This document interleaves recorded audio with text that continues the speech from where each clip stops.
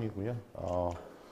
너무 잘 소개를 해주셔가지고 뭐라고 시작을 해야 될지 잘 모르겠는데 지난주에 저렇게 재미있게 강의를 들으시고 이번 주에 이렇게 재미없는 강의를 듣게 해드려서 어떻게 해야 될지 잘 모르겠습니다만 이제 사실은 헬스케어는 뭐 여기 강의 전체 주제 자체가 웰리스로 이제 제가 알고 있고 웰리스에는 이제 여러 가지 측면이 있지만 그 중에 굉장히 중요한 측면은 아픈 사람들, 그러니까 아프지 않은 사람을 계속 안 아프게 해주는 거, 그다음 행복하게 살게 해주는 거, 정신적으로, 육체적으로 건강하게 살 수 있게 해주는 것도 중요하고 또 하나는 요즘 같이 이제 초고령화 사회로 접어들면 어쩔 수 없이 이제 편찮으신 일들이 생기게 되거든요. 가족 중에도 아마 있으실 거고 아이들도 있고 그래서 이제 그럴 때 아픈 사람들을 IT 기술이나 이런 디지털 기술을 사용하면 얼마나 기존의 의료 패러다임이랑 다르게 치료할 수 있는지에 대한 사례를 말씀을 드리고 지금 이제 전 세계적으로 혹은 뭐 이제 흔히 말하는 선진국에서는 어떤 일들을 하려고 하고 있는지 이런 것들을 짧게 말씀을 드리려고 합니다. 저는 원래 말씀하신 대로 이제 소아신경과, 신경과 중에서도 소아신경과, 소아과 중에서는 신경과, 그래서 이제 뇌전증이라는 병을 주로 보는 의사고요. 원래 IT랑 전혀 친하지 않은 사람이었습니다.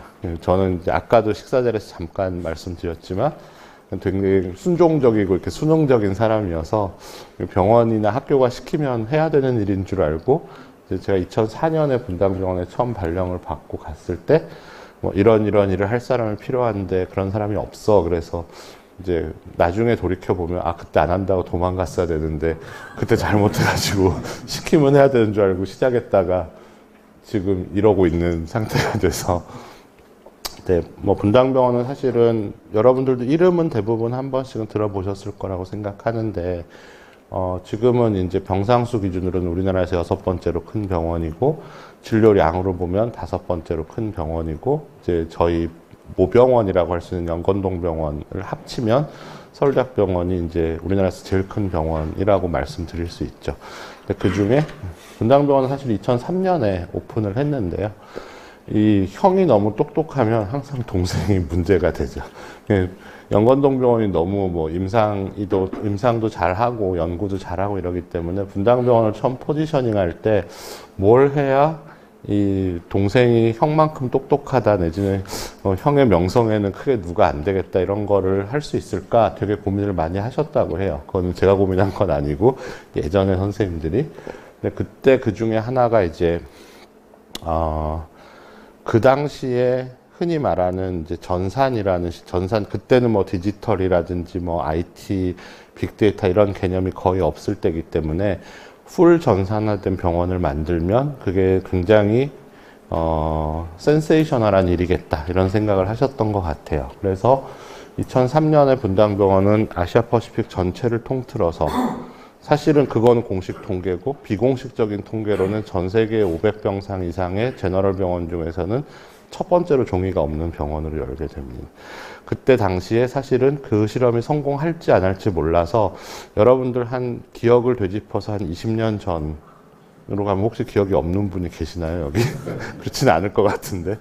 생각해 보시면 병원 가면 다 의사가 노트 쓰고 그 다음에 이렇게 쪼가리 같은 종이에다가 처방전 주면 그거 약국 갖고 가고 뭐 검사도 다 그렇게 했던 거 기억하실 거예요. 근데 그게 없어진 첫 번째 병원이거든요. 근데 그게 될지 안 될지 몰라서 오픈이 내일이면 오늘 밤까지 그 페이퍼를 혹시라도 열었는데 만약에 장애가 나면 환자는 봐야 되니까 그 종이를 뭐 수십만 부를 찍어서 다 가지고는 있었어요. 지금도 저희 박물관처럼 유산처럼 이렇게 놔두고 만약에 그날 2003년 4월 1일 날 오픈을 못했으면 이걸 썼을 거야 라고 이제 두고두고 저희 이제 뭐 일종의 히스토리 스톤마크처럼 이제 가지고 있는 거거든요. 그리고 사실은 우리나라 병원도 굉장히 컴페터티브하죠. 서로 간에. 그러니까 서로 잘 되는 걸 그냥 두고 보지는 않는 문화거든요. 그래서 다행히 촉진제처럼 저희 병원이 그렇게 풀리 MR을 하고 나서 모든 병원들이 다 이게 되는구나 그러고서 그 뒤로 한 5년 6년 안에 대한민국에 좀 웬만히 크다는 병원들은 다 전산화 작업을 마치게 되는 하나의 기폭제가 된 사건이기도 합니다. 그게 왜 중요한지는 조금 이따가 말씀을 드릴 거예요. 그리고 분당병원이 전 세계적으로 유명하게 된 거는 이제 2010년에 미국에서 주로 주관하는 전 세계 병원들의 의료정보 시스템, 전산화의 척도, 정도를 평가하는 시스템, 레이팅하는 시스템인데 그 이름이 힘스라고 얘기를 하고요. 거기서 스테이지 0부터 스테이지 7까지 8단계로 병원을 평가를 합니다. 스테이지 7을 받으려면 미국에서 현지에서 한 3명 정도, 4명 정도 전문가가 와서 한 3박 4일 정도, 3,000개 정도 문항을 다 하나씩 시스템에서 다 열어보고 본인들이 원하는 대로 돼 있는지를 봐요. 2010년에 저희가 사실 뭐 그걸 의도한 건 아니고 그 당시에 이제 지금 뒤에 말씀드릴 저희가 새 버전을 만들려고 준비를 하면서 지금까지 우리가 해왔던 일들을 잘하고 있는지 아닌지 그런 거를 좀 평가를 받아보려고 이제 뭐 가벼운 마음으로 신청을 했는데 그게 스테이지 7 제일 최고 등급을 받았는데 그때 당시로 전 세계에서 9번째 병원이고 미국을 제외하면 첫 번째 병원이에요. 지금까지도 전 세계 병원들 중에서 미국을 제외하면 여기 있죠. 이게 지금 아시아퍼시픽 전체인데 이 0.5% 중에서 분당서울대학병원 빼고 나면 나머지 병원은 다 이제 북경에 있는 중국에 있는 병원들이고요. 미국도 스틸 한 6%에서 7% 정도. 이게 2017년 데이터고 이제 2018년 데이터가 한 6%가 조금 안 되는 굉장히 드문 케이스고 그래서 그 이제 평가단이 왔을 때 아까 잠깐 이남식 교수님께서 말씀하셨지만 이렇게 같은 스테이지 7이긴 하지만 이 정도까지 머추레이션이 훌륭하게 돼 있는 병원은 본 적이 없다. 이제 이런 평가를 받았었고 그리고 2016년에 한 번 더 스테이지 7을 다시 받아요. 그게 매년 기준이 바뀌기 때문에 보통 한 번 인증받으면 3년이나 5년 단위로 다시 재인증을 받아야 되는데 보통 안 하죠. 한 번 받고 나면. 근데 이제 저희가 2016년에 한 번 더 받으면서 2번을 연속으로 스테이지 7을 유지한 미국까지 다 합치면 병원이 딱 5개밖에 안 돼요. 그러니까 이게 어떤 업적이냐면 저희가 2010년에 스테이지 7을 받았을 때 그 당시에 저희 뒤에 받은 병원들이 존스 홉킨스, 보스턴 칠드런스, MGH, 스탠포드. 여러분들이 다 아는 MD 앤더슨까지 포함해서 다 아는 미국의 유수의 병원들이 전산 프로세스만 놓고 보면, 그러니까 IT 프로세스만 놓고 보면 그 당시에는 분당서울대학병원보다도 뒤져 있었다라고 얘기할 정도니까 굉장히 의미가 있는 결과였던 거고 이걸 기폭으로 해서 이제 어떻게 보면 이제 우리나라에서는 사실은 이제 분당서울대학병원이 뭐 디지털로 뭐 했다 그러면 걔네는 열외로 치고 나머지 병원들 어떤지 좀 보자 뭐 이런 식이고 이제 나중에 말씀드린 뭐 해외 사업이나 이런 걸 할 수 있는 이제 기둥이 됐던 거고요. 두 번째는 이제 좀 이따 잠깐 보여드리겠지만 저희는 그 저희 병원에서 필요한 소프트웨어들을 다 저희 병원에서 자체적으로 개발을 해서 쓰고요. 그 개발하는 팀을 계속 유지를 하다 보니까 이게 회사가 필요하겠다고 생각이 돼서 서울대학병원이 이제 대주주로 가지고 있는 이지케어텍이라는 인하우스 회사를 만들었어요. 지난달에 아마 상장해서 올해 상장한 회사 중에서 아마 상장 공모가 대비 지금도 여전히 제일 수익률이 높은 회사로 돼 있는데 지난달에 상장했는데 그 전에 이제 그 회사를 2001년에 만들었고 그 회사는 지금까지도 서울대학병원 교수가 사장, 부사장을 하고 있고 제가 그 회사에서 지금 2014년부터 지금까지 부사장으로 그러니까 저는 겸직을 하고 있는 거죠. 그래서 그러면서 이제 해외 사업들을 준비를 하는데 저희가 마지막 타겟으로 가지고 있는 나라가 미국이었었는데 미국은 아시다시피 이제 전 세계 글로벌 IT 업체들의 가장 컴피티티브한 마켓이고 들어가기도 어렵고 레귤레이션도 굉장히 심하고 그렇기 때문에 근데 거기서 미국에서 사업을 하려면 반드시 필요한 게 미국은 OSHIT라고 해서 이제 미국 정부에서 이 서티피케이션 하는 프로세스가 있어서 62개의 3,000 몇백 개 정도의 시나리오를 다 하루에 8시간씩 4번에 걸쳐서 4주에 걸쳐서 이제 버추얼 머신에 실제 솔루션을 올려놓고 본인들이 주는 시나리오대로 데이터를 흘려서 이게 미국 연방정부 돈을 받을 만한 프로그램이냐 아니냐 이렇게 서티피케이션을 하는 프로세스가 있고 그 ONCT 프로세스 62개를 전체를 다 통과한 미국 바깥에 현재까지도 유일한 솔루션이 이제 저희 회사와 병원이 만든 베스트케어 2.0이라는 솔루션이고 그 말인즉슨 미국 병원이 저희 회사 솔루션, 저희 병원 솔루션을 사도 그 예산의 60% 정도를 미국 연방정부가 병원에 다시 리임버스를 해주는 거예요. 그러니까 미국은 병원이 전산화를 잘 하라는 뜻에서 병원이 그 IT에 쓴 예산의 한 3분의 2 정도를 다시 병원으로 돌려주는, 연방정부 예산을 돌려주는 그런 프로그램을 가지고 있고 지금까지 거기에 쏟아부은 돈이 약 30조 정도 된다고 하거든요. 그래서 저희가 2015년에 처음 ONCT 인증을 받아서 15년, 16년, 17년, 18년 매년 이제 받고 있고 올해도 이제 8월에 다시 ONCT 인증을 받도록 그렇게 되어 있습니다. 아까 잠깐 말씀드렸는데 이제 이지케어라는 회사인데요. 서울대학병원 이름으로 사업은 못하니까 그래서 회사 이름이 이제 언급이 될 수밖에 없어서 매년 의료정보 시장을 분석하는 이 리포트가 나오는데 이 클라스라는 회사에서 작년도에 계약 기준으로 전 세계 EMR 업체 중에서 가장 석세스풀한 벤더 1등부터 10등까지 하는데 6등에 이즈케어텍 이름이 올라가 있죠. 전 세계 6위의 EMR 벤더가 됐다라고 이제 이해를 하시면 될 것 같고요.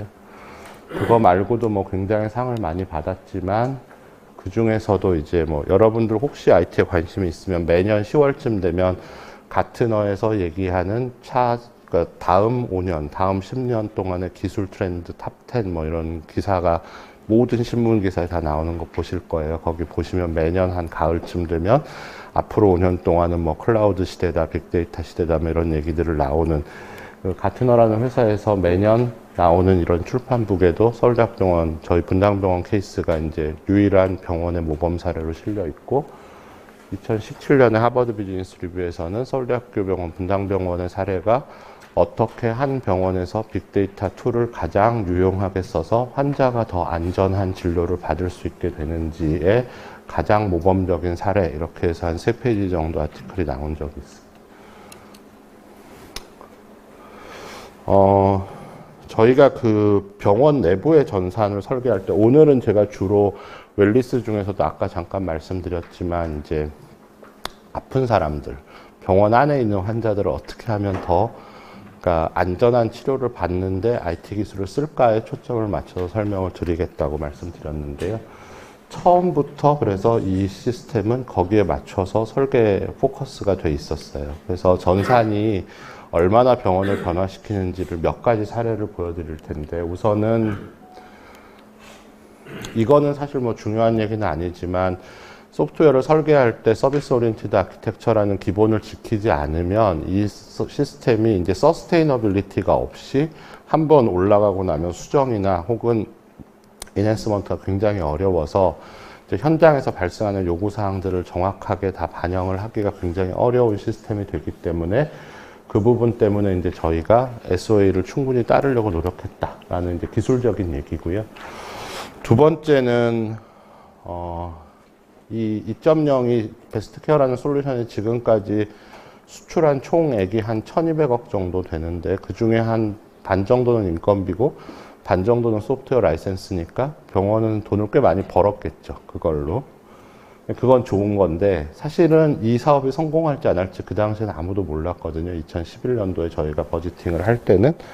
근데 이제 기획조정실 입장에서는 2003년부터 저희가 쓰고 있던 시스템이 있는데 왜 지금 이걸 또 만들어야 돼? 그때 당시에 예산이 한 250억쯤 소요가 될 거라고 얘기를 했었는데 250억을 들이면 뭐가 더 좋아지는데? 라는 이제 물음을 할 수밖에 없죠. 근데 그러면 둘 중에 하나를 대답을 할 수 있어야 되는데 하나는 250억을 전산에 투자하면 300억을 벌어드릴게요를 증명할 수 있던지 아니면 250억을 전산에 투자를 하시면 환자가 2,500억만큼 안전해질 거예요. 여러분들 생각하시면 우리나라는 아직까지 우리나라도 조금씩 문화가 바뀌어가고 있는데 미국 같은 경우에는 병원에 만약에 실수, 폴트 때문에 뭔가 환자에 문제가 생기면 바로 의료소송이 들어가거든요. 의료소송 한 케이스당 보통 수백만 달러짜리 소송들이 걸리죠. 그럼 1년에 예를 들면 이 전산을 통해서 저희가 환자한테 실수할 수 있는 거를 5개만 막았다. 이것만 증명할 수 있어도 그게 10년이면 충분히 투자할 만한 가치가 생기는 거죠. 병원 입장에서는. 근데 그걸 어떻게 증명할 거냐. 거기에 저희가 생각할 때 가장 중요하다고 생각했던 게 4가지가 있었는데, 하나는 지금은 이제 인공지능이란 말을 워낙 많이 쓰지만 그 당시에 아주 프리미티브한 형태의 룰셋 베이스드, 지금은 이제 그게 더더군다나 더 나가서 딥러닝이나 머신러닝이랑 연결이 되고 있지만 그 당시에는 룰셋 베이스의 이제 의사결정 지원 시스템, 그러니까 흔히 말하는 의사나 간호사가 뭔가를 하려고 할 때 너 이거 놓쳤어 라고 시스템이 알려주는 그런, 뒤에 사례를 잠깐 말씀드릴 건데요. 두 번째는 환자한테 병원에서 하는 행위 중에서 가장 사고가 나기 쉬운 분야가 약 주는 거거든요. 어제도 제가 출장 가 있었는데 보니까 어제도 뭐 어느 병원인지 밝혀지진 않았는데 뭐 신생아 1개월짜리 애한테 유효기간이 넉 달이 지난 수액이 들어가서 뭐 보호자가 발칵 뒤집히고 난리가 났다. 뭐 그래서 원무과에서 뭐 처음에는 뭘 해준다 그러더니 지금까지 입국 닫고 있다 그러면서 뉴스에 한번 난 것 같던데, 이제 그런 일들이 사실 병원에서 비일비재하게 일어나고, 굉장히 유명한 사건은 재작년에 이화여대 목동병원에서 신생아 수액 사망 사건 때문에 그 당시에 뭐 수액이 뭐 잘못 조제됐냐, 아니면 수액이 이제 그 유효기간이 지난 게 들어갔다, 뭐 이런 일들이 이제 비일비재하게 벌어지고 있는 거죠. 그게 사실 드러난 게 빙산의 일각인 거지, 저희가 생각할 때는 그럴 수 있는 확률이 굉장히 높다고 생각하는데, 그거는 뒤에 조금 이따 말씀드릴 거예요. 그 부분. 그 다음에 세 번째는, 요즘 같은 세상에 명의라는 건 과연 뭘까? 예전에는 제가 학생 때, 레지던트 때는 교수님이 야, 요즘 무슨 병에 이런 약을 쓰는 게 어떤지, 뭐 무슨 에비던스가 있는지 좀 찾아와 봐. 그러면 일단 제일 먼저 해야 되는 일이 의과대학 도서관에 가는 일이었어요. 가서 제가 주로 보는 병들은 뇌전증이니까 뇌전증에 되게 유명한 잡지들이 몇 개 있을 거 아니에요. 학술 잡지들이. 그거를 지난 3년치를 다 찾아서 책상에 이만큼 싸서 올려놓고 색인도 안 되니까 눈으로 하나씩 일단 목차를 보면서 선생님 말씀하신 약이 걸려있는 논문이 있나 없나부터 찾아서 그거 싹 다 복사해서 이제 그거를 다시 제 방에 들고 가서 하나씩 다 읽어서 분석해서 테이블로 만드는 데 한 달. 그 정도쯤. 그래서 선생님이 시키면 그걸 누가 빨리 정리를 해서 예쁘게 테이블로 딱 해서, 아, 선생님 뭐 최근에는 이런 논문들이 나왔고 이렇게 트렌드가 바뀌고 있답니다를 빨리 리포트하는 학생이 훌륭한 이제 레지던트 및 펠로우였던 거죠.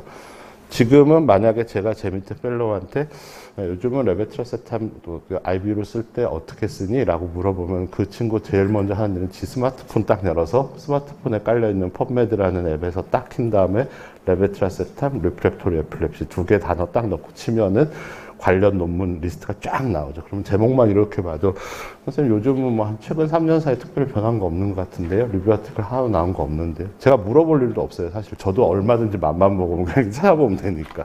세상이 그렇게 바뀌고 있는데 환자 입장에서 봤을 때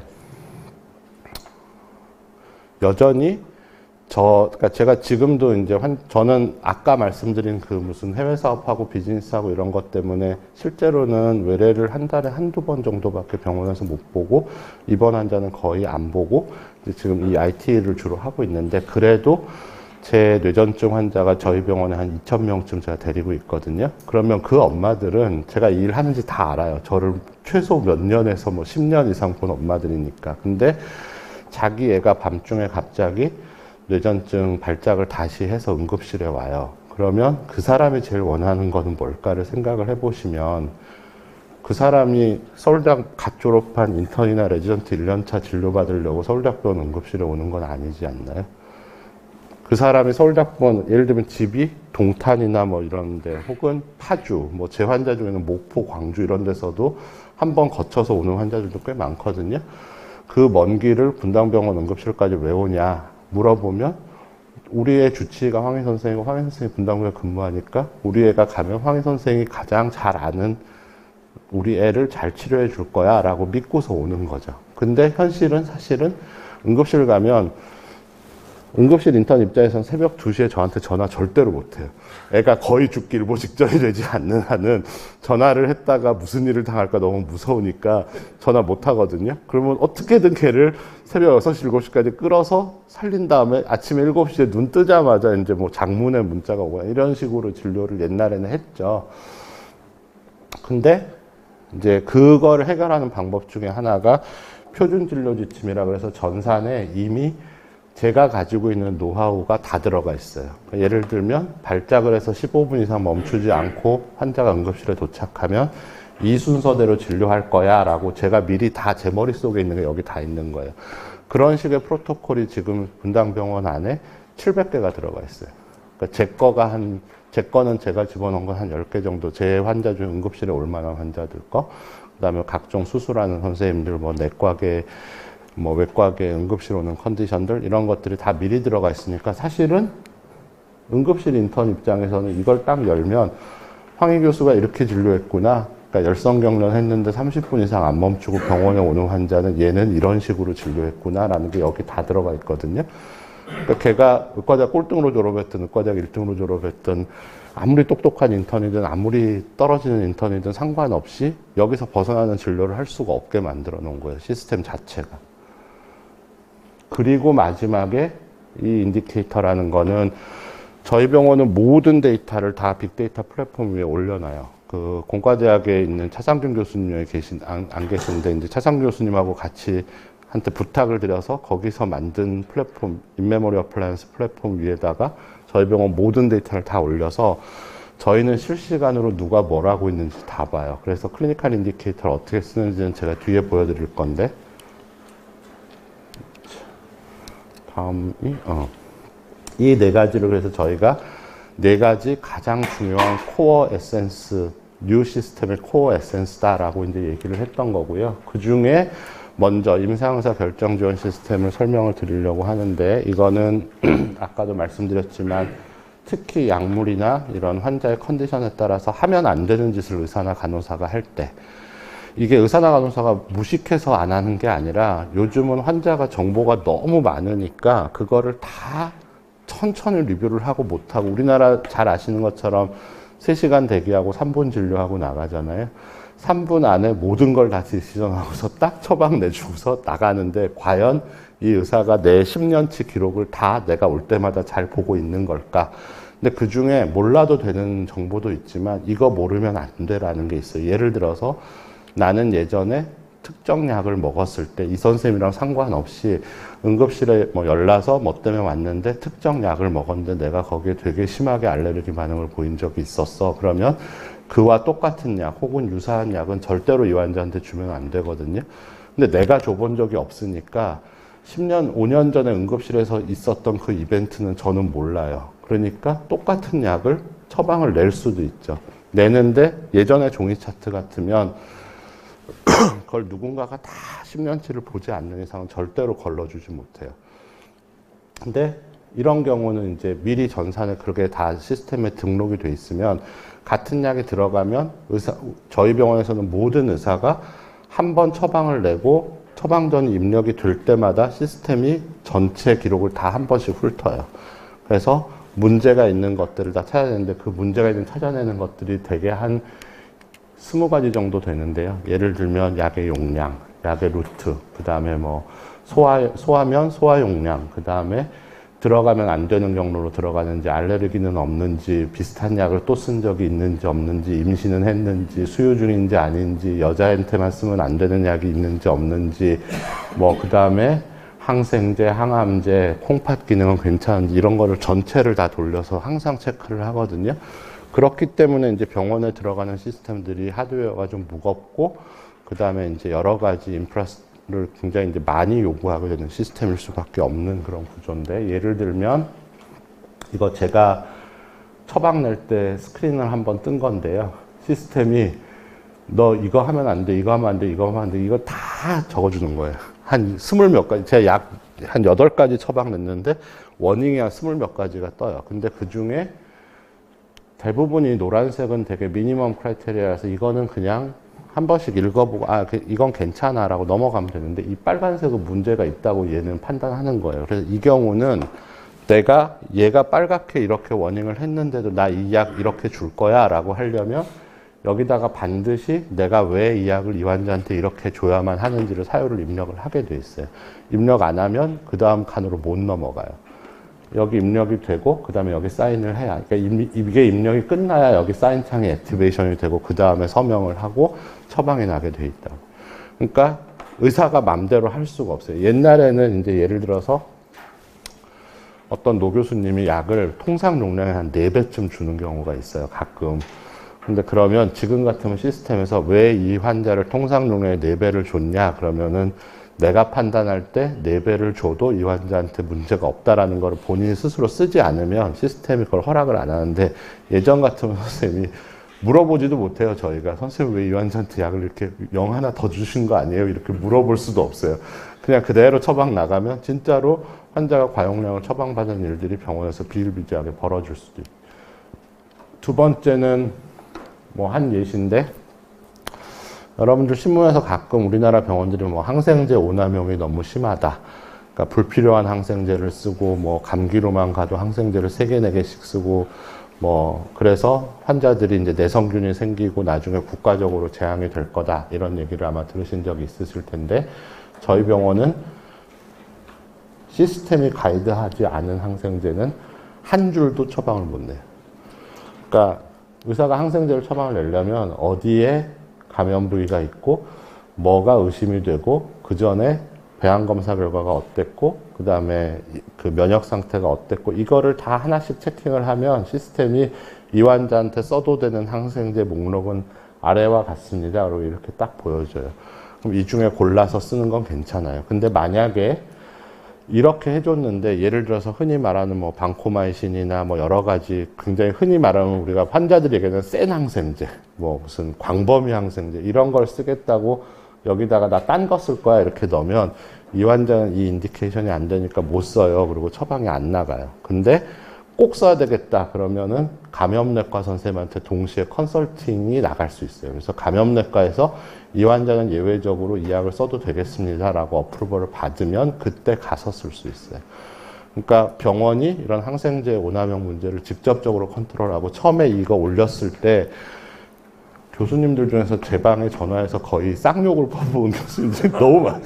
옛날에 자기 마음대로 그냥 막 처방 내면 되는데 어느 날 갑자기 시스템이 너 이러시면 안 돼요 그러면서 계속 뭐라 그러니까, 병원 교수님들은 저 별로 안 좋아하세요. 그러니까 하는 집마다 별로 마음에 안 드는, 그러니까 옛날에 마음대로 하던 걸 계속 뭘 못하게 하니까 이렇게 해가지고 이제 예를 들면 이 중에도 혹시 계실지 모르는데 당뇨나 혈압이나 이런 거 이제 관리하실 때 약을 하나만 쓰면 제일 좋은데 잘 안 되면 기존에 다른 거 막 섞어서 뭐 2개, 3개, 4개 이렇게 쓰는 경우들도 있어요. 당뇨도. 근데 우리나라 보험공단에서 당뇨약을 특정 상황이 아니면, 그 특정 상황이라는 거는 검사상 뭐뭐뭐가 다 맞지 않는 환자는 약을 3가지 이상 섞어서 쓰면 3번째 약부터는 보험을 삭감을 시키겠다고 했어요. 근데 재작년부터 삭감의 문제가 아니라 병원을 블랙리스트에 올려서 망신을 주겠다고 하는 거예요. 과잉 진료를 한다고. 근데 꼭 필요한 환자도 가끔 있는데, 그래서 어떻게 하냐면은 재작년에 약이 3개가 넘어서는 순간 아까 말한 그 뭐뭐뭐뭐의 조건을 얘가 다 걸러요.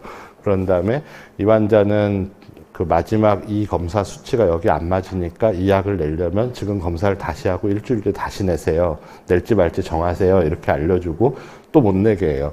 내과 외래에서 난리가 났어요. 그래갖고 또 왜 내 마음대로 지금까지, 그전에는 이제 자기가 그냥 내고 나면 요금 보험심사팀에서 먹는 거거든요. 근데 그거를 직접적으로 진료에 이렇게 리스트릭션을 거니까 되게 싫어하셨었거든요. 근데 병원 전체 입장에서 보면은 그게 결국은 환자들이 불필요한 검사를 안 하고 불필요한 약을 안 먹게 하고 그 다음에 어쨌든 국가의 가이드라인을 따라가게 하는 데는 굉장히 효율적인 방법 중에 하나죠. 이거는 이제 분당병원 케이스인데, 저희 병원은 입원 환자들은 약을 줄 때 반드시 환자가 전부 액티브 RFID에 본인 정보를 가지고 있는 리스트밴드를 가지고 있어서 그걸 찍고, 그 다음에 모든 약은 패킹에 바코드가 붙어 있어서 그 바코드를 찍으면 이 환자, 그러니까 이 약이 어느 환자한테 무슨 약이 언제 몇 시에 어디로 얼만큼 들어가는지가 다 적혀져 있어서 그 2개를 찍어서 둘 사이에 미스매치가 있으면 역시 간호사가 약을 투약을 못하게끔 막아버려요. 이게 이제 약품 안전 시스템이라고 보통 얘기를 하는데, 이게 왜 중요하냐 하면 아까 이대 사건이나 뭐 엊그저께 사건이나 이런 거 말씀드렸지만, 예를 들면 우리나라 병원에서 실제로 환자나 의사도 모르지만 환자한테 의사가 약을 처방을 냈는데 잘못된 약이라는 건 약이 바뀌거나 혹은 약의 용량에 문제가 있거나 혹은 약이 루트가 잘못됐거나 뭐 이런 확률이 얼마나 될 거라고 생각하세요? 이사님? 몇 %쯤 될 것 같아요? 20%요? 그러면 환자 다 죽어요, 우리나라에서. 20%면은 병원을 닫아야 되는데. 20%면은 보통 한 번 가시면은 예를 들어서 닷새 입원, 뭐 꼬마가 있으시거나 어른이 계시면 입원 어쩔 수 없이 하시는 경우가 생기는데, 닷새 입원하면 그 중에 하루는 약이 잘못 들어갈 거라는 3%요. 저희가 10년치 데이터를 다 분단해서 뒤져봤거든요. 그랬더니 probably 1.02%, 분당병원 굉장히 관리 잘 한다고 하는데 1.02%인데 굉장히 높아요. 사실은 약을 100번 주면 그 중에 한 번 잘못 들어갈 거야 그러면 저희 병원에 하루에 동시에 입원한 환자가 1,400명이잖아요. 그러면은 하루에 14명은 약을 잘못 받을 것 같아 라는, 그게 굉장히 어마무시한 일이거든요. 우리나라 전체로 놓고 보면 그건 상상할 수 없는 대재앙 같은 일인데, 자, 저희가 이제 이 아까 말씀드린, 제가 계속 말씀드린 내용들을 잘 생각해 보시면 그게 결국은 환자가 어떻게 하면 더 안전해질까에 대한 얘기잖아요. 그래서 이제 그 CDSS라는 의사결정 지원 시스템하고 이 CLMA라는 거 두 개를 딱 묶어가지고 의사를 제어를 시켰더니 저희 병원, 분당병원 내에서 10년 동안 실제로 약이 잘못 들어간 케이스 0.0002%예요. 그러니까 거의 10,000분의 1로 주는 거거든요. 기술이 그만큼 굉장히, 사실은 근데 이 두 개 하는데 돈이 얼마나 들었을 것 같으세요? 하드웨어 빼고 소프트웨어만 하면, 물론 이지케어텍이 자회사기 때문에 좀 후려치는, 병원이 심하게 후려치는, 제가 어떨 때는 병원 CIO고 어떨 때는 회사 부사장이어서 이러시면 곤란해요 이런 얘기 할 때 있는데, 소프트웨어 두 개 개발하는데 2억도 안 들었어요. 근데 그 다음에 이제 여기 하드웨어가 좀 붙으니까 하드웨어 값이 한 2, 3억 정도 들었을 것 같긴 한데, 그 한 4, 5억 정도 투자해서 환자들 중에서 거의 10,000분의 1로 그런 리스크를 떨어뜨리는 거거든요. 이게 어떻게 보면 이제 그 하버드 비즈니스 리뷰 같은 데서 혹은 외국에서 오면 굉장히 놀라는 게, 이 부분에서 아주 쇼킹하다고 생각하는 게, 이렇게까지 이거를 심하게 제어를 하고 잘하는 병원을 본 적이 없다는 게, 기술적으로 이게 가능하다는 건 다 알지만 그걸 현장에서 진짜로 여기까지 가는 병원은 거의 없다는 것 때문에 이제 굉장히 놀래하고, 저희가 항상 바깥에 얘기할 때, 그러니까 IT가 어떻게 병원에 진짜로 기여를 하는가. 환자들은 모르죠. 와서 찍고 막 이러면 아 신기하다. 할머니 분들 같은 경우는 귀찮아 죽겠는데 와가지고 손목에 뭐 물어놓고 내가 강아지냐 그러면서 화내시는 분도 있어요. 이게 해놓고 이제 갑갑하다고 뭐 샤워하신다고 뜯어버리고 이러면 와서 간호사가 이러시면 안 되면 또 채우고 막 이러니까, 그 채우는 것도, 이것도 하나에 뭐 150원인가 뭐 원가가 들 거예요 아마. 그래서 이제 간호사가 잘 묻고 계세요 그러면 막 짜증내시는 분도 계시는데, 환자들은 못 느끼지만 사실은 그 뒤에서 전산 시스템이 본인을 얼마나 안전하게 해주는가에 대해서는 사실 잘 모르죠, 엔드 유저들은. 그리고 마지막에 이제 CIBI가 결국은 이제 빅데이터를 통해서 저희 병원에서 일어나고 있는 모든 일들은 트래킹하는 건데, 시간 관계상 제가 짧게 얘기 드리면 두 개를 딱 트래킹 하는데요. 하나는 환자의 안전과 관련된 지표. 그래서 500개 이상의 환자 안전 지표를 실시간으로 계속 관리를 해요. 그러니까 뭐 예를 들면 뭐 환자한테 낙상 사고가 일어났는지 병원 내부에서, 그다음에 뭐 주사는 제때 들어갔는지, 뭐 약은 제때 들어갔는지, 검사실에서 환자가 어떤 일이 있었는지 이런 거를 다 지표화해서 그걸 실시간으로 계속 관리를 하고 있고, 두 번째는 비즈니스 인텔리전스. 병원의 수익과 관련된 통계 더하기 일들을 얼마나 열심히 하고 있나. 그래서 굉장히 싫어하세요. 그러니까 뭐 예를 들면 옛날에는 뭐 힘센 교수님, 힘세다는 건 목소리 크고 힘센 교수님이 기계 하나 더 사줘 그러려면 그냥 원장실에 띡 가셔가지고 막 소리 지르면서 나 이래서 사람 한 명 더 주고 기계 하나 더 사줘. 아마 관악에서도 비슷하지 않나요? 총장님한테 가서 사람 더 달라 그러면 그냥 무적들 가서 근데 그때 누가 정치력이 있냐, 누가 힘이 있냐, 혹은 누가 목소리가 크냐, 혹은 누가 총장실 앞에 드러누를 수 있냐, 이 네 가지 중에 하나가 돼야지 이제 해결이 되는데, 저희는 기계를 사달라고 하거나 사람을 더 뽑아달라고 하려면 여기서 증명이 돼야 돼요. 비즈니스 인텔리전스 증명이 돼서 여기서 뭘 보냐면, 예를 들면 비즈니스 인텔리전스도 한 400개 정도가 있는데, 거기 보면 그 중에 이제 굉장히 재밌는 사례가, 이제 병원에 가보시면 이제 피 뽑아오라 그러면 앞에 보통 1층에 체열실 있잖아요. 가면 막 사람들 되게 기다려요. 저희 병원도 그 뭐 아침에 한 7시부터 환자분들 오셔가지고 막 1시간씩 기다리시는 경우들도 있고 이러거든요. 근데 그러면 이제 대부분 사람을 더 뽑아주세요. 그렇게 해요. 그리고 공간을 더 달라고 하고. 근데 이제 딱 보면 개개인마다 4번 단위로 내려가서 개개인마다 하루에 몇 명씩 피를 뽑았는지가 다 관리가 돼요. 딱 보면 아니 이 사람은 기사장인 것 같은데 아침 8시부터 9시까지 한 10개 뽑고 하루 종일 놀고 있는데 얘는 뭐 하는 애야. 그래서 얘부터 더 뽑게 하고 그 다음에 다시 갖고 오세요. 이런 식이에요. 심지어 제가 전산인데, 제가 전산에서 만들었는데, 제가 뇌파 기계가 좀 새 걸로 바꿔야 될 때가 될 것 같다. 그래서 이제 언니실에 가서 선생님 좀 기계를 하나 새로 사야 될 것 같은데요. 그랬더니 일단 뇌파 퍼포먼스 그거 좀 열어보자. 딱 열었더니 이렇게 3년 전에 산 기계가 하루에 저희가 올릴 때 한 15건쯤 찍겠다고 했는데 평균이 11점 몇 개 뭐 이렇게 찍고 있더라고요. 그러니까 근데 보기엔 한 3년은 더 써야 될 것 같은데 저도 잘려요. 그래서 분당병원에서는 사실은 이게 굉장히 일상화된 일이어서, 그러니까 에비던스 없이 리소스 투입 없다 이런 원칙으로 병원을 경영하기 때문에 우리나라처럼 병원 경영하기 되게 어려운 나라, 그러니까 단일 보험 수가하고 복지부에서 다 컨트롤하는 나라에서 분당병원은 어떻게 보면 질시도 많이 받고 뭐 그것 때문에 오해도 많이 받는데, 지금 10몇 년째 계속 흑자고, 흑자도 단위도 꽤 크기도 하고, 그 다음에 어떻게 보면 지난 10년 정도에서 우리나라에서 가장 빨리 성장한 병원 중에 하나인데, 거기에는 사실 이런 병원 전체 퍼포먼스나 이런 환자 안정 관련된 지표들을 다 데이터로 관리하기 때문에 그게 가능하다라는 말씀을 드릴 수 있고요. 그리고 이제 최근에 하는 것, 최근은 아니고, 근데 그 다음에 하는 것들이 흔히 말하는 이제 스마트 솔루션들이어서, 보시는 것처럼, 안 넘어가지? 네. 뭐, 모바일 EMR이나 대시보드나 이런 것들, 뭐, 여러 가지 기계들을 다 병원 진료에서 사용하는 거예요. 스마트폰, 태블릿 PC, 랩탑, 뭐, 저희는 심지어 동의서도 종이에 안 받고 다 아이패드에다 받아서 그걸 전부 캡처해서 이제 쓰거든요. 예를 들면, 아까도 말씀드렸지만 제가 이제 1년에 보통 외국에 있는 날이 한 280일? 한 4분의 3은 외국에 뭐, 뒤에 보여드렸지만 뭐 사우디도 가야 되고, 두바이도 가야 되고, 미국도 가야 되고, 최근에 일본도 가고 그래서 돌아다니는데요. 제 환자가 응급실에 오면 이 VPN하고 그 다음에 모바일 EMR 딱 2개만 있으면 제가 서울에 제 사무실에서 앉아 있는 거, 뭐 분당에 제 방에서 앉아 있는 거랑 똑같이 환자를 치료할 수 있는 거예요.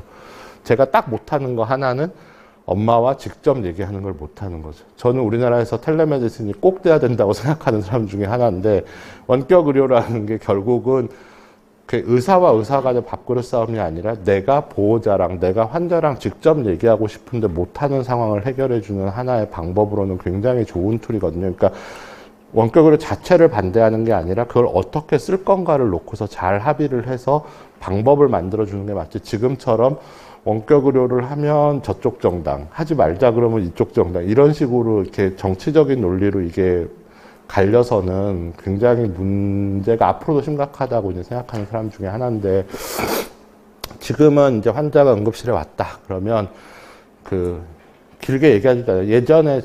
예전 같으면 이제 뭐 응급실에 인턴이나 레지던트가 저한테 전화해요.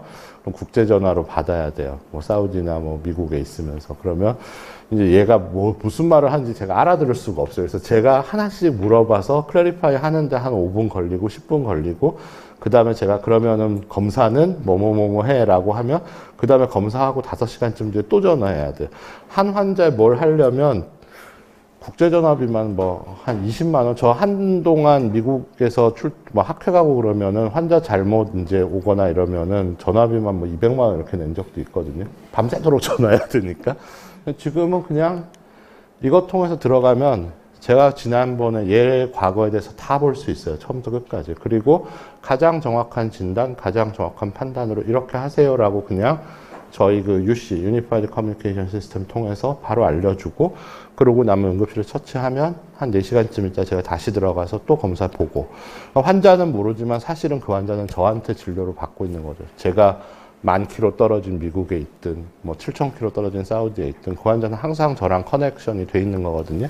그러니까 그게 흔히 말하는 이제 커넥티드 헬스의 좋은 사례라고 말씀드릴 수 있고, 저희는 이제 환자들도 IT를 통한 그런 서비스를 좀 느끼시라고 모든 입원 베드에 이제 베드사이드 스테이션이 있고, 거기서 본인의 이제 의료 기록 같은 것들을 다 보실 수 있어요. 그리고 이제 약에 대한 정보도 다 보실 수 있고,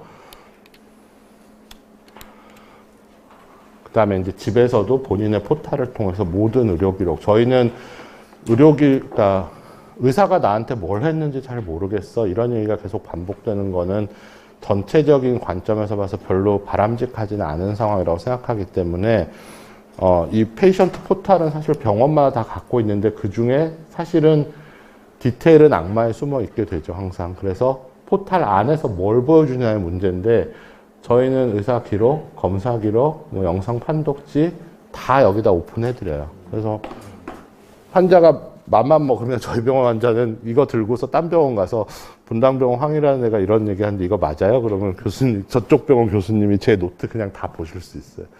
보시고 뭐 서로 다 아는 처지니까 나쁜 얘기는 안 하실 거라고 믿지만, 얘 좀 요즘 바쁘다더니 이상하네, 그러면 이렇게 나중에 조용히 전화하시거나 그럴 수는 있죠. 근데 그러니까 저는 병원이 그런 상황이 무서워서 자꾸 병원과 환자 사이의 정보의 비대칭성을 유지하겠다고 계속 고집을 부리면 언젠가 왕따가 될 거라고 생각하거든요, 앞으로의 세상은.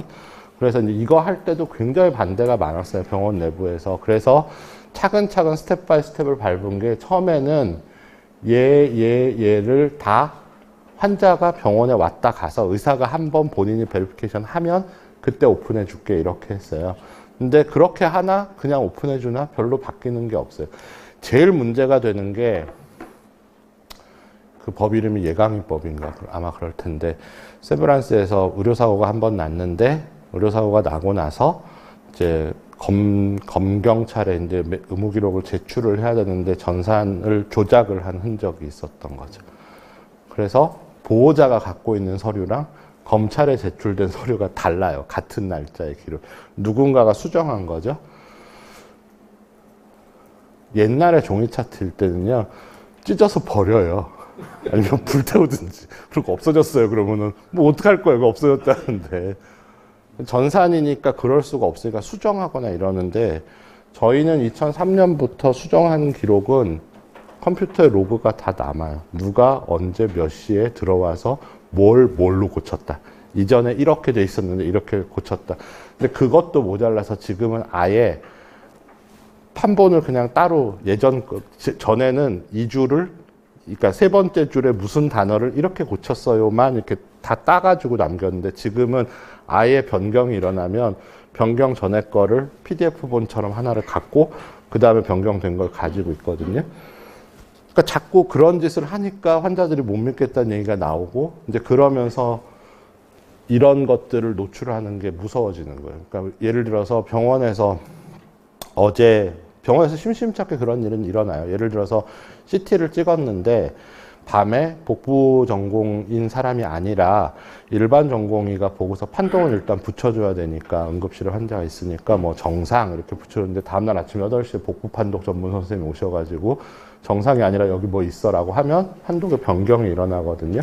이제 그런 상황을 보호자한테 다 커뮤니케이션을 해주지 않고 마치 정상이었던 것처럼 하고 뭔가를 진행하다가 문제가 되면 꼭 이제 리걸 케이스가 생기는데, 그런 것들에 대해서 오픈하고 잘못된 건 잘못됐다고 얘기를 하고 트래킹하는 거는 트래킹을 열심히 하지 않으면 결국 그게 언젠가 다시 더 큰 화살로 의료계로 돌아오는 거거든요. 그렇기 때문에 이거 설득하는데 굉장히 애를 먹긴 했지만, 지금은 사실 누구나 다 우리 병원은 이런 줄 알고, 의사들도 다 아예 먼저 선제적으로 판독의 수정이 일어나거나 이러면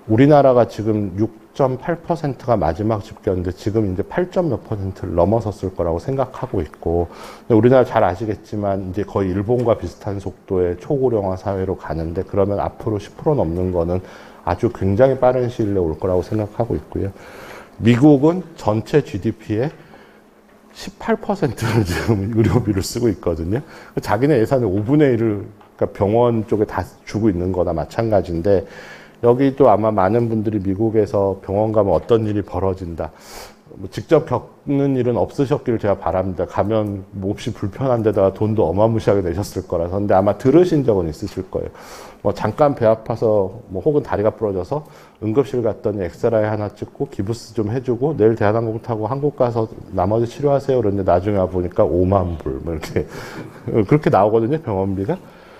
그러니까 이제 익스펜디처가 그렇게 높을 수밖에 없는 건데, 그거를 해결하는 방법 중에 하나로 모든 정부들이 지금 관심을 가지고 있는 게 IT를 통한 혁신이 그런 의료 프로세스를 관리하고, 또 이제 특히 고령 사회에서 만성 질환자들을 적절하게 관리하는데, 그거는 웰리스하고 굉장히 닿아 있는데, 이 고령자와 만성질환 사람들이 행복하고 그 다음에 건강하게 사는 거에는 의사가 해주는 부분은 사실은 제가 생각하기에는 한 30~40%도 안 되는 것 같아요. 3개월에 한 번씩 와서 뭐 크리티컬하게 약을 드리긴 하죠. 검사를 보고 잘하고 계세요? 근데 사실 3개월에 한 번, 6개월에 한 번 병원 오시는 그 사이는 몽땅 다 병원이 아니라 환자 본인이 스스로 관리하시는 거거든요. 뭘 먹냐, 얼마나 운동을 하냐, 내가 사회생활을 어떻게 하느냐가 본인의 건강을 결정하는 거기 때문에, 그 부분에서 이제 웰리스와 이제 헬스케어가 맞닿는 부분이라고 말씀드릴 수 있고, 그 부분이 좋아지는 게 결국은 장기적으로 헬스케어 익스펜디처를 떨어뜨리는 데 굉장히 중요할 거다라고 생각하는 거 하나. 두 번째는 산업적인 관점에서 이 사람들이 봐요. 그래서 특히 영국, 미국 뭐 이런 데서는 빅데이터, AI 이런 데 돈을 무지무지하게 쏟아붓는 이유가, 앞으로 거기서 기술적인 선점을 하는 나라는 전 세계의 패권을 가질 거라고, 데이터의 패권을 가질 거라고 생각을 해요. 사실은 AI는 예를 들어서 닥터 왓슨 얘기 많이 아실 텐데, 왓슨이 저보다 뇌전증 환자, 간질 환자를 잘 볼까요? 그렇지 않을 거예요. 그러니까 그런 시스템들은 사실 서울대학병원이나 하버드대학병원이나 이런 데는 필요 없어요. 거기는 안 그래도 그만큼 하이리 트레인된 사람들이 있거든요. 거기가 진짜로 밸류가 있는 거는, 자, 우리나라만 해도 모든 사람이 다 반경 5km 내 서울대학병원, 세브란스, 아산, 삼성, 서울 분당병원, 뭐 카톨릭병원 이런 데 갈 수 있는 데 사냐. 수도권에서 조금만 벗어나도 사실은 의료의 액세서빌리티나 어카운터빌리티는 굉장히 떨어지거든요. 근데 환자들은 좋은 병원, 큰 병원에 가고 싶어라는 것 때문에 KTX 타고, 뭐 옛날보다는 좋아졌죠. KTX 생겨서. 근데 예전에는 고속버스 타고 비행기 타고 그러고 서울로 올라오잖아요. 심지어 이제 서울에 있는 사람들은 비행기 타고 MD 앤더슨 갈 거야 이러면서 이제 그 이모 회장님처럼 이렇게 병 걸리면 삼성병원에서 치료 안 받고 MD 앤더슨 가고 이렇게 가는 거. 근데 그런 게 가장 심한 데가 이제 흔히 말하는 디벨로핑 컨트리들이에요. 예를 들면 OECD 평균의 간호 인력이 인구 1000명당 우리나라도 거의 한 7명쯤 되는데, 이제 OECD 평균이 한 9.3명 정도 되거든요. 인도 0.7, 사우스 아프리카 0.7, 그 다음에 뭐 미얀마 0.2, 뭐 이래요. 1000명당. 그 말인 즉슨 환자 옆에서 직접 병을 케어해 줄 수 있는 간호 인력이 절대적으로 부족해. 의사는 그보다 더 심각해서 OECD 평균이 1000명당 한 4명, 그러니까 3.8명 이렇게 되는데, 이제 아까 언급드린 그 나라들은 의사가 인구 1000명당 0.1이 안 되는 나라들이 수두룩해요.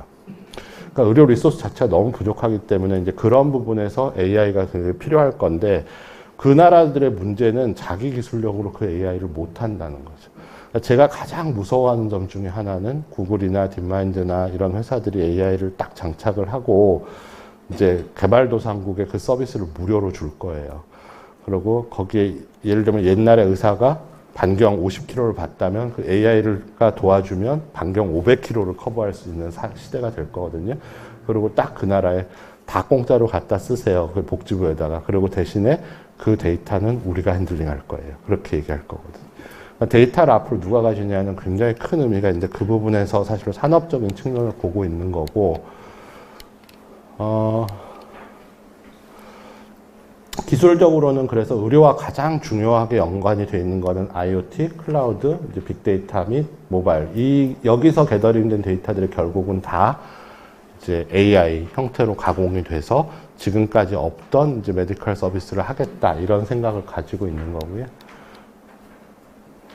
이미 애플 같은, 그러니까 아이폰 같은 여러분들 들고 다니는 스마트폰에 센서가 몇 개나 붙어 있을 것 같아요. 스마트폰 맘만 먹고 애플리케이션 잡아내면 여러분들 건강과 관련된 거의 모든 데이터는 다 게더링 할 수 있어요. 심지어 엄지손톱만한 이 USB 비슷한 그것만 꼽으면은 초음파도 다 볼 수 있는 시대가 지금 이제 스마트폰으로 열려 있는 거거든요. 그래서 얼마 전에도 대통령이 뭐 5G 얘기했지만 이 5G가 진짜로 이제 실생활에서 일어나게 되면 일반 사람들은 물론 이제 엔터테인 측면에서 굉장히 좋겠지만 산업 측면에서는 사실 이제 그런 이미지 데이터나 혹은 이제 라이브 스트리밍 데이터 같은 바이오 시그널 데이터 같은 것들을 실시간으로 흘려서 보면 생각을 해볼게요. 한 300km쯤 떨어진 데서 뭔가 교통사고가 났는데 이 환자가 뭐 200km쯤 차를 타고 어딘가를 앰뷸런스에 싣고 가야 된다. 지금은 어떻게 해요? 지금은 구급대원이 계속 병원에 전화해야 돼요. 환자가 뭐 맥박이 어떻고 호흡이 어떻고 두 가지인데 하나는 통신 수단이 없고 두 번째는 의료법상 그 이외에 벗어난 거를 구급대원이 하면 안 되게 돼 있거든요.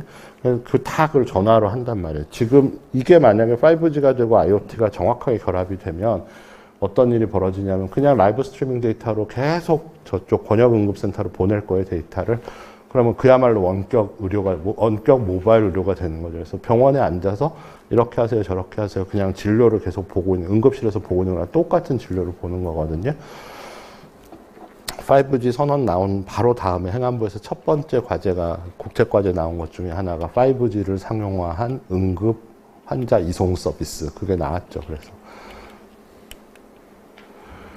결국은 아까 말씀드린 것처럼 이제 시장 규모로 보면 이렇게 어마어마하게 커지고 있고 그래서 이제 혹시라도 소프트웨어에 관심이 있는 나라라면 AI 헬스케어를 절대로 무시할 수가 없는 시장이 지금 돼 있고 AI 전체에서도 헬스케어 파이는 계속 커지고 있어서 아마도 앞으로 향후 5년 내에 전체 AI 마켓의 한 3분의 1 정도는 헬스케어로 갈 거다. 이렇게 이제 생각을 하고 있는 게 지금 현실이다. 이 정도 말씀을 드리면 될 것 같고 시간도 있고 이제 그래서 저는 이 정도에서 오늘은 마무리하려고 합니다. 잘 들어주셔서 감사합니다.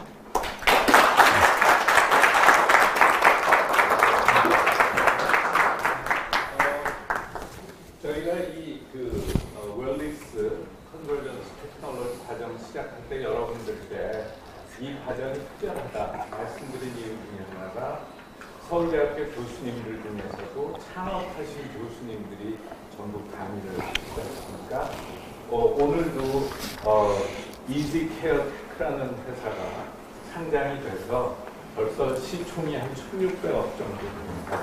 그런데 이것이 정말 좋은 모델 케이스인 것이 우리가 실제 투자해서 병원을 짓고 우리 스스로 그 안에 해본 기술을 가지고 다시 상업화까지 성공해서 전 세계에 수출하고 있는 그러한 케이스죠. 그래서 앞으로 이런 일들이 반복적으로 계속해서 이 과정을 통해서 저희는 나오기를 희망합니다. 그래서 이번 학기 끝날 때까지 여러분들께서도 뭐 A4 용지 한 페이지라도 여러분들이 가지고 계신 아이디어가 있다면 이런 어떤 융합이 일어날 수 있도록 충분히 제안하실 수 있고 다음 학기에도 그것을 우리가 계속 팔로우업을 하려고 하고 있습니다. 우리 교수님께 정말 듣는데 굉장히 가슴이 뛰지 않았습니까? 자랑스럽고 혹시 질문이 있으면 질문을 좀 부탁드립니다.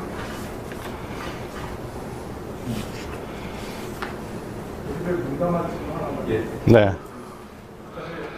전산 시스템은 너무나 석세스한 건데 사실 원격 진료가 원래 더 큰 어떻게 보면 서울대 병원 차원에서 시도였지 않습니까? 이 중국은 완전 원격 진료죠. 대표적인 게 이제 SK랑 했던 기술 모델이 있는데 어떻게 생각하세요? 앞으로 이제 이미 후발주자가 되어버렸는데 앞서서 시작했다가 앞으로 이제 중국하고 경쟁했을 때 그런 모델이 가능성이 있다고 생각하나요? 규제만 이제 중국이랑은 이미 경쟁에서 밀렸다고 저는 생각하고요. 저는 사실 중국 시장을 그렇게 매력적으로 보지 않는데 그러니까 가서 사업적으로 성공하고 엑싯을 한 기업이 별로 없거든요. 그래서 저는 기본적으로 중국이랑 이제 비즈니스를 가지고 패권 다툼을 하는 건 별로 이렇게 재미가 없다고 생각하는데, 다만 한 가지 좋은 거는 중국은 본인들 마켓이 너무 크기 때문에 외국에 나가려는 의지가 별로 없고요. 첫 번째는. 그 다음에 두 번째는 나가려고 해도 이제 예를 들면 화웨이나 이런 몇 가지 성공 사례들이 있죠. 화웨이도 요즘 어렵긴 하지만 샤오미나 이런 사례들은 보면 본인들이 스탠다드를 만든 케이스거든요. 근데 의료는 굉장히 컨서버티브한 인더스트리고, 그 다음에 이미 스탠다드 바가 딱 셋업이 돼 있는 상태인데, 중국은 절대로 인터내셔널 스탠다드를 안 따라가요. 따라오는 척 하다가 어느 순간 갑자기 이름을 싹 바꿔서 차이니즈 스탠다드 이런 걸로 바꾸기 때문에 외국에 나갔을 때 본인들 솔루션이 그렇게 경쟁력이 아직까지는 있지는, 그러니까 펀더멘탈 기술 자체는 이미 한국이랑 서비스의 그 확산 속도나 이런 거는 저희는 못 따라간다고 생각하거든요. 근데 얘네가 만약에 중국이 우리 이거 가지고서 예를 들면 1대1로를 하면서 그 나라들에 쫙 깔 거야, 뭐 시주서에 그렇게 얘기해서 해 그래가지고 그걸 맞춰서 할래요 그러면 정말 무서운 상태가 될 텐데, 아직까지는 기업들, 그러니까 중국의 기업 입장에서는 자기네 내수 시장도 지금 몇 퍼센트도 그 커버를 못 하고 있기 때문에 외국 시장에 나가는 리스크를 그렇게 감수하거나, 특히 이제 그런 각 국가의 레귤레이션을 맞춰서 다 뜯어고치는 일을 하지는 않을 거라서, 실내로 이제 남미의 몇 개 국가들이 아시아 쪽을 여러 번 바라본 적이 있는데, 리뷰를 하고 나서 어쨌든 원격 진료 관련해서 현재로서 가장 피저블한 파트너는 한국인 것 같다라고 생각은 아직도 하고는 있어서, 여전히 기회는 좀 남아 있는데, 이제 말씀하신 대로 여기서 더 밀리면 여기서 더 밀려서 이게 2년 3년이 더 지나가게 되면 그때는 정말로 기회가 없고, 여기 계신 분들이 더 잘 아시지만 산업이라는 걸 마켓 사이즈가 받침이 돼줘야지 할 수 있는 건데, 원격 의료나 뭐 빅데이터나 이런 거는 우리나라 안에 마켓만 가지고는 절대로 투자해서 뭘 할 수가 없는 시장이거든요. 그래서 그런 일이 벌어질까봐 좀 걱정이기는 합니다만, 스틸 아직까지는 기회는 있다라고 생각은 합니다. 예, 좀 말을 잘 들었고요. 하나 궁금한 게, 사실 시스템 만드시면서 아까 말씀해 주셨는데, 어쩌면 가장 최고의 권위를 갖고 있고 가장 경험이 많으신 분들이 시스템 어떤 자기가 하고 싶은 거, 처음하는 이런 문제는 걸 만들었을 때 저항이 되게 심했을 것 같아요. 이제 제가 말씀드린 것처럼 저희 산업적으로 뭐 디지털 트랜스포메이션 이런 일을 하면서 기존에서 새로운 걸 바꾸면서 기존에 있는 분들이 바꿈에 대한 저항이 되게 심하시거든요. 그런 부분을 혹시 어떻게 잘 넣으셨는지 궁금합니다. 일단 제가 요걸 왕창 먹고요. 그 다음에 제가 이제 제 윗분들한테 항상 감사하다고 말씀드리면, 가끔 어떤 뭐 기자나 이런 분들이 아니 일은 당신이 다 했는데 왜 자꾸 위에 뭐 원장님 부원장한테 감사하다는 얘기하세요. 이제 예를 들면 딱 두 가지 사례만 예를 들 건데, 하나는 제가 이제 저런 기능을 올려놓고 내일이 오픈이야 그러면서 이런 일이 벌어질 거다. 딱 보여요. 모과의 무슨 선생님, 모과의 무슨 교수님, 아마 틀림없이 내일 전화 오거나 선생님 바로 뛰쳐 올라오실 거다. 원장님한테 딱 말씀드린 원장님이 너는 내일부터 출장을 가. 그래서 정말 심각한 경우, 예를 들면 저희가 이제 2013년에 병원 전체를 망분리를 시켰거든요. 근데 그러면 잘 아시는 것처럼 기존에 쓰던 인터넷 쓰는 패턴을 못 하시잖아요.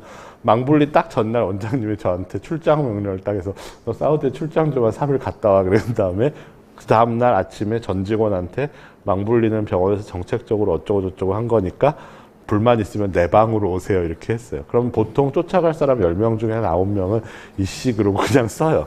대부분의 트랜스포메이션이 한번 쓰기 시작하면 한 3개월 6개월 지나고 나면 내가 언제 이거를 반대했지라고 대부분은 잘 쓰고, 6개월이 지나도 만약에 문제가 있다 그러면 그거는 정말로 저희가 잘 귀를 기울여서 우리가 뭘 잘못했을까를 한번 고민을 해야 되는 거기 때문에, 그 거르는 과정에서 매니지먼트나 C레벨들이 어떻게 하냐가 굉장히 중요하고, 두 번째는 말씀드린 것처럼 이제 이지케어트 굉장히 독특한 조직이 하나 있는데, CM팀이라고 해서 저희가 회사 자체에서 의사, 간호사, 약사, 임상병리사, 그 다음에 레디올로지 테크니션까지 해서 18명을 따로 고용을 해요. 그 사람들은 병원 소속이 아니에요. 그래서 저희가 프로젝트 하면 의사는 의사가 가서 상대하고, 간호사는 간호사가 가서 상대하고, 절대로 엔지니어가 가가지고 이게 이렇게 좋은데요 그러면은 네가 뭘 알아가 1번, 두 번째 네가 몰라서 그래. 내가 이 병원에서만 20년 일했는데 절대로 안 듣거든요. 근데 이제 제가 가서 말하면 듣는 신용은 해요. 뒤돌아서서 아이씨 의사라고 내가 뭐라 할 수도 없고 그러면서 여전히 안 들어요. 그래서 제가 경험상 그래서 최근에 한 3년 동안 저희가 셋업한 조직이 저희가 이제 병원에 계시던 분들 중에는 돈을 좀 많이 주고 데리고 온 분도 있고, 뭐 은퇴하신 분들, 그 다음에 뭐 집에서 애 키운다고 경력 단절되셨던 여자 선생님들 이렇게 해서 다 모아서 회사 안에 한 거의 20명 가까이 그런 팀을 만들어서 저희가 외국도 그렇고 국내에서도 뭐 다른 병원 갈 때 항상 절대로 엔지니어들한테 얘기하지 말라 그래요. 이슈가 있으면 다 모았다가 의사는 의사가 가서 얘기하고 간호사는 간호사, 약사는 약사. 그렇게 안 하면은 사실 모든 커뮤니케이션은 공감에서 시작하는 거기 때문에 내가 너 공감해. 나도 불편한 거 알아. 근데 우리가 왜 이렇게 바꿨냐면 이렇게 하면 네 일이 이만큼 좋아져를 본인 입장에서 얘기해 줄 수 있는 사람이 회사에 있어야지 되기 때문에 이제 그렇게 해도 오픈하고 나면 한 일주일은 아수라장이 돼서 그 팀이 이제 24시간 가서 붙어서 서포트를 해야 돼. 네. 어쨌든 1%의 약제 오류가 0.0001%로 줄었다는 것은 아마도 우리 전 세계 의료 역사상 처음으로 있는 일이고, 사실 많은 그 병원 내에서의 여러 가지 실수 때문에 그 사망하는 케이스들이 굉장히 많았는데, 이제 이런 것들을 근원적으로 없앨 수 있는 그런 대단한 일을 하셨고, 또 이런 과정에서 조직의 문화가 바뀌어지는 것, 이런 것들을 우리가 목격할 수가 있었습니다. 앞으로 우리가 해야 될 디지털리제이션 또는 디지털 트랜스포메이션, 이러한 것들이 결국에 가서는 그 기업의 조직 문화까지도 다 바뀌어야 성공할 수 있다는 것들을 또 저희가 간접적으로 들을 수가 있었습니다. 질문이 많지만 마지막으로 한 가지 부탁드릴 수 있겠는지 모르겠는데요. 저희가 분당 서울대학병원에 이러한 것들을 한번 전학하거나 뭐 이렇게 볼 수 있는 기회가 있을 수 있을까요? 제가 유교원 선생님한테는 절대 노를 못하는 사람이라서 언제 제가 국내에 있을 때 오시면 훨씬 더 좋고요. 그래서 시간만 잘 맞춰주시면 제가 어레인지 할 수 있습니다. 아마 원무의 중심으로 해서요. 저희가 비단 서울대학교뿐만 아니라 여러분들이 원하시는 현장, 또 우리 기업 중에 참여하고 있는 원우들의 기업이라든지 이런 데 방문하는 일이 있었으면 좋겠어요. 아마 오늘 출석은 못하셨는데 아마 해외 출장 갔다가 아직 안 오신 걸로 알고 있는데, 저희 원우들 중에서 미래 컴퍼니라는 기업이 있는데 요번에 카자흐스탄의 대통령 모시고 같이 갔었던 것 같습니다. 그래서 뉴스에서 봤더니 최초로 수술용 로봇 2대를 카자흐스탄에 수출했다가 또 오늘 강의와 관련해서 좋은 소식이 아니에요. 네. 네, 그럼 다 우리 교수님께 감사합니다. 저희 기념 촬영. 예, 교수님께서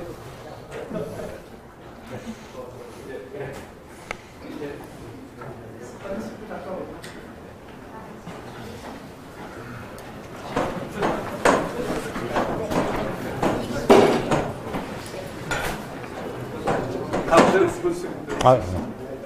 아유, 제가.